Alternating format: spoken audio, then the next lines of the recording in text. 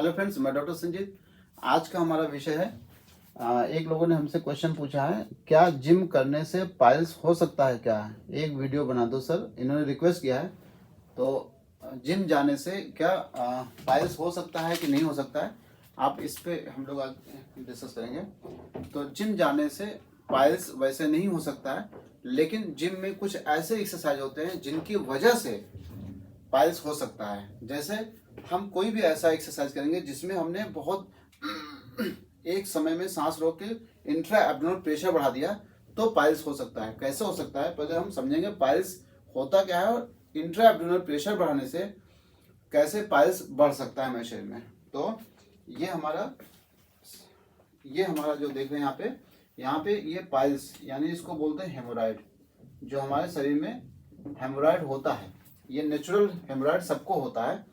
और जो superior rectal vein होती है, सुपीरियर रेक्टल आर्टरी होती है, उसके कम्युनिकेशन से जो साइनोसॉइड से यहाँ पे जो कम्युनिकेशन होता है उसी को हम लोग हेमोराइड कहते हैं, या इसी को बोलते हैं हेमोराइडल प्लेक्सस।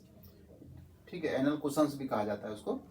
तो क्या होता है कि ये वेन है, ये जो ब्लू कलर में हमने दिखाया ये वेन है, और जो रेड कलर में दिखाया ये आर्टरी है।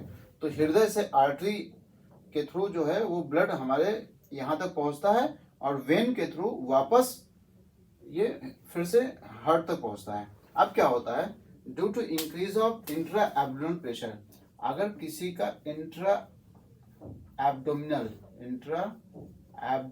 प्रेशर अगर बढ़ जाए, इंट्रा एब्डोमिनल प्रेशर बढ़ जाए, तो क्या होगा, यहाँ पे जो वेनस होगा उसमें कंजेशन आएगा।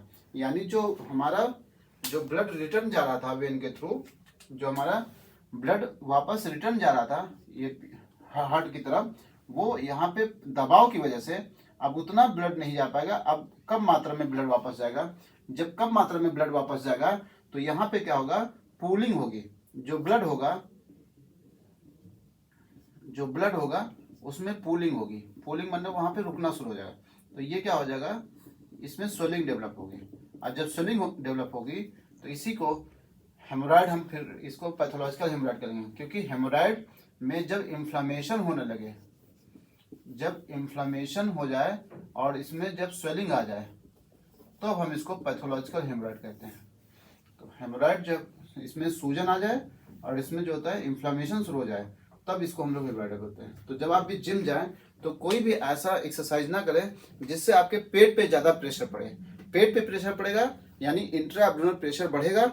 इंट्रा एब्डोमिनल प्रेशर बढ़ेगा तो वेन पे प्रेशर पड़ेगा। वेन पे जब प्रेशर पड़ेगा तो जो ब्लड हमारे शरीर से, जो हेमोराइडल जो प्लेक्सस थे, वहाँ से जो ब्लड वापस जा रहा था हृदय की तरफ, वो कम जाएगा, जिसकी वजह से यहाँ पे ब्लड पूल करेगा, यानी यहाँ पे इकट्ठा होगा। ब्लड का पूलिंग होने से जो हेमोराइड थे यानी जो पाइल्स होते हैं उसमें सूजन डेवलप होगी, यानी स्वेलिंग एंड इन्फ्लामेशन होगा। अब वही पाइल्स कहलाएगा। तो आप एक्सरसाइज करिए, जिम जाइए, लेकिन इंट्रा एब्डोमिनल प्रेशर बढ़ाने वाली एक्सरसाइज मत करिए। जैसे आप रनिंग कर सकते हैं, रनिंग करिए। नॉर्मल जो छोटे मोटे एक्सरसाइज होते हैं उसको करिए, उससे आपको कभी कोई दिक्कत नहीं आने वाली है। बल्कि एक्सरसाइज करने से हमें हेमोराइड यानी मल द्वार संबंधित बीमारियां कम होती है। बस ऐसा कोई एक्सरसाइज ना करिए जिसपे इंट्रा एब्डोमिनल प्रेशर बढ़ाइए। इंट्रा एब्डोमिनल प्रेशर बढ़ेगा तो आपको हेमोराइड होने की समस्या बढ़ जाएगी। जैसा कि हम लोग देखते हैं प्रेगनेंसी के दौरान ज़्यादातर फिशर हो जाता है लोगों को, या हेमोराइड बनने लगते हैं। क्यों? क्योंकि बच्चे के प्रेशर की वजह से जो यहाँ पे प्रेशर पड़ता है तो वेनस कंजेशन होने लगता है। वेनस कंजेशन मतलब जो ब्लड वेसल जो ब्लड को वापस ले जाती है हृदय की तरफ, उस पर दबाव पड़ने की वजह से यहाँ पे पाइल्स बनने की संभावना हो जाती है।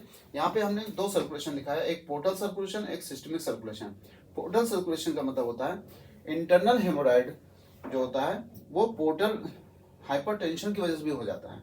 तो अगर लीवर की कोई पैथोलॉजी चल रही होगी या पोर्टल हाइपरटेंशन होगा, तब भी कई बार इंटरनल हेमोराइड बनने की समस्या हो सकती है। Thank you.